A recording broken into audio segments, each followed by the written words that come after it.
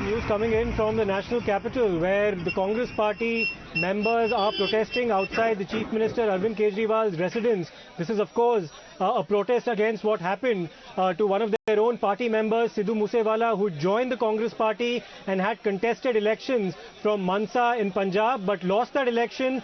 But the Congress party, of course, has been very critical over the Punjab government's decision to downgrade Sidhu Moose Wala's security details. This took place on the 26th of May, and now they're protesting outside the residence of the Chief Minister of New Delhi, Arvind Kejriwal, accusing his government of inaction and for having taken that decision to curtail and downgrade Sidhu Moose Wala's security. A huge gathering of Congress party workers now outside Arvind Kejriwal's residence. Let me go across to Shireen for more updates on this. Shireen, what can you describe about what's happening in the national capital right now?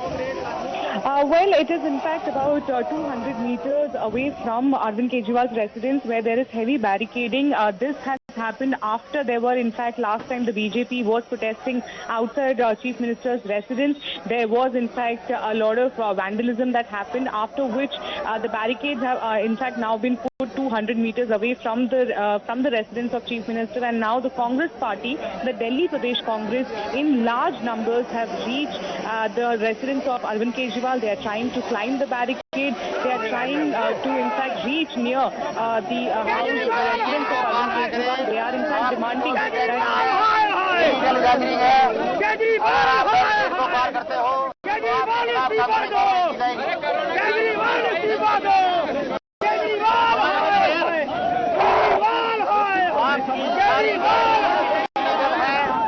आप कोई भी barricade पार ना करें। अगर आप barricade पार करते हो तो आपके खिलाफ कानूनी कार्रवाई की जाएगी।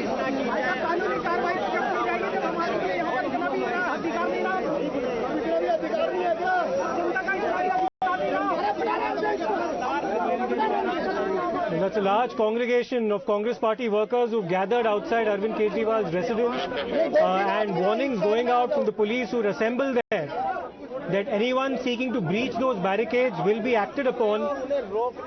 But this is clearly a very vociferous and a strong protest against what's happened yesterday in Mansa in Punjab with respect to the assassination of Sidhu Moose Wala.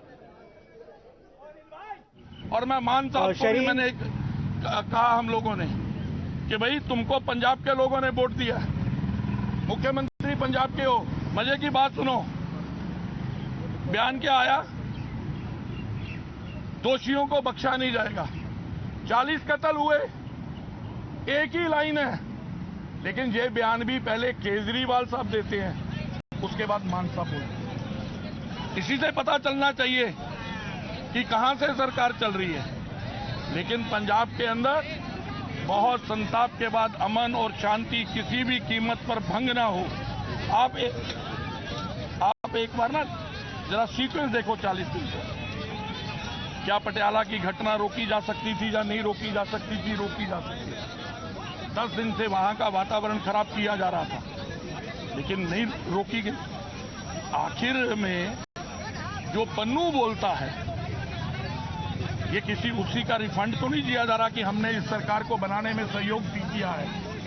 और ये फिर एक बात और कल से कह रहे हैं, डीजी साहब 1.5 मिनट के लिए आते हैं और ये गैंगस्टरों का काम है, ये बोल के अपनी जान को बचाना चाहते हैं। इन्होंने ही गैंगस्टर कल्चर समाप्त हो, इसके लिए एंटी गैंग स्क्वाड बनाया। उसने क्या किया? ये सारा का सारा जब तक ये केजरीवाल के साए से बाहर नहीं निकलेंगे, जब तक राघव चड्ढा के से बाहर नहीं निकलेंगे, पंजाब के अंदर अमन और शांति ये सरकार पैदा नहीं करेगी। मैं पूरी सरकार सस्पेंड करने को कह रहा हूं। बर्खास्त होना, डीजीपी को तुरंत बर्खास्त करना चाहिए।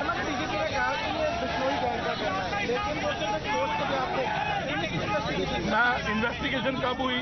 अरे आपने तो गैंग खत्म करने के लिए सिट बनाई है, आपने स्क्वाड बनाया था, तो उसने क्या किया? ये केवल और केवल अपने आप को बचाने के लिए हर समय करते हैं।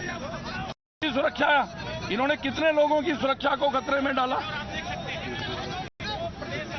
केजरीवाल के पास कितनी सुरक्षा है? मुख्यमंत्री वो दिल्ली के हैं, सुरक्षा के लिए 90 कर्मचारी पंजाब के गए हुए हैं। ये उस अपना राघव चड्डा के पास 45 लोगों की सुरक्षा है, सीएम की बहन के पास सुरक्षा है। और इन्होंने क्या किया?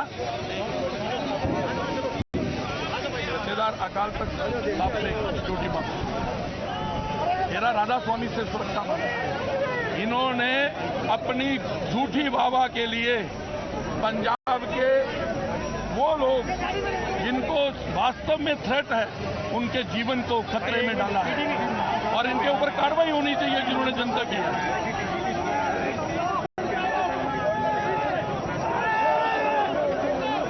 अरे मान साहब इधर उधर की बात क्यों करते हो? मान बताए ना कि सिक्योरिटी किसके ऑर्डर पे वापस हुई? होम डिपार्टमेंट उनके पास है।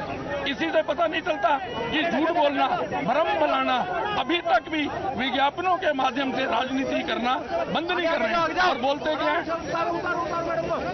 और सुरक्षा वापस लेके अपनी पीठ तपतपा रहे थे, ट्वीट कर रहे थे,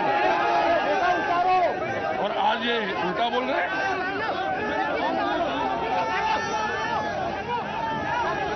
पार्टी इस पे तुरंत विचार कर रही है और उनके संपर्क में, और बहुत जल्दी पंजाब का एक बफर होम मिनिस्टर को भी पंजाब की जो वस्तु स्थिति है उसके पूरी जानकारी दी जाएगी।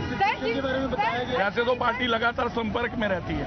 मेरी कल भी अपने पार्टी के राष्ट्रीय अध्यक्ष जी को और पार्टी के जो प्रभारी हैं उनको हमने पल पल की जानकारी दी है कि पंजाब के अंदर ये स्थिति है और सभी गंभीर उठाने के लिए गिरफ्तार किया जा रहा है। ये सिद्धू मूसेवाला को जिस तरह से मरवाया गया है, ये पंजाब सरकार की वजह से, अरविंद की वजह से मरवाया गया। ये लगातार अनिल चौधरी जी यही कह रहे हैं कि जो सिद्धू मूसेवाला की हत्या पर वो आज अपनी आवाज यहाँ पर पहुंचाने आए थे, आखिर क्यों उन्हें रोका जा रहा है? क्यों सिद्धू मूसेवाला की हत्या विरोध प्रदर्शन आवाज उठाने के लिए उन्हें गिरफ्तार किया जा रहा है?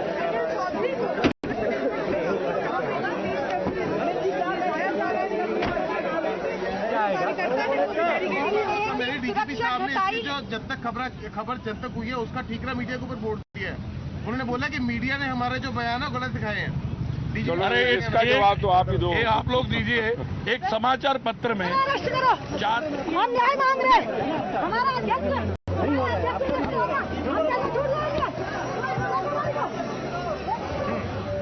ट्वीट। और यार ये इनका स्टाइल है, वावा लूटना और अपनी पीठ को थपकाना, लेकिन पंजाब के हित के लिए कुछ नहीं करना और ये ध्यान भटकाने वाली बातें करते रहते हैं। लेकिन मूसेवाला की मां को कौन जवाब देगा? हम न्याय देंगे। क्या न्याय देंगे? क्या उसका बेटा वापस आ जाएगा? क्या न्याय दोगे? आप तो 40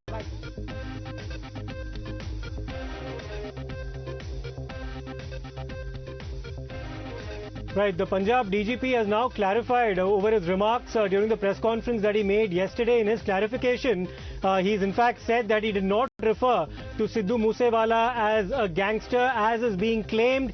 He's also said that he respects Sidhu Moosewala. His intention was to not hurt anyone's sentiments, and that a thorough probe will in fact be carried out to ascertain the circumstances under which Sidhu Moosewala was in fact assassinated yesterday.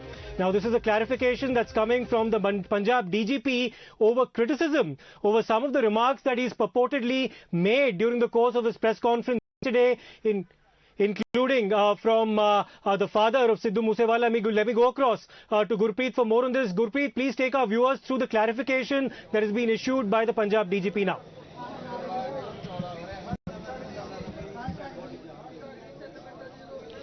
Well, yes, of course, we have seen Sidhu Moosewala's father. He has written a letter to the Chief Minister saying that it is hurting to him the way DGP Punjab has used word that Sidhu Moosewala was part of any gang. And now the DGP clarification has already been come out. He is saying that he never told Sidhu Moosewala was a gangster, and if somebody heard with these words, he is going to take back. At the same time, he says that there is a lot of respect in his heart for Sidhu Moosewala, and moreover the DGP has already given clarification saying that It seems that some media channels are running and misinterpreting his statement, but this is not at all. But yes, of course, he has pointed out Lawrence Bishnoi gang has already taken the responsibility, and the police is investigating all the angles, because on the Facebook page they have already got all these messages. At the same time, he has given a long clarification on this thing. This is what Sidhu Moosewala's father has been demanding from Punjab government, and we have seen first the Chief Minister of Punjab, he has given assurance to all the demands which they had raised. They are saying that they want that inquiry should be conducted from the sitting High Court judge. At the same time, they have been demanding that NIA should take over this case, and the Punjab Chief Minister has given assurance, and if NIA is going to take over this case, the Punjab government is going to cooperate. A few minutes ago, the DGP Punjab has given a long update. Gurpreet, we'll keep coming back to you for more updates on the investigation underway into Sidhu Moosewala's murder yesterday.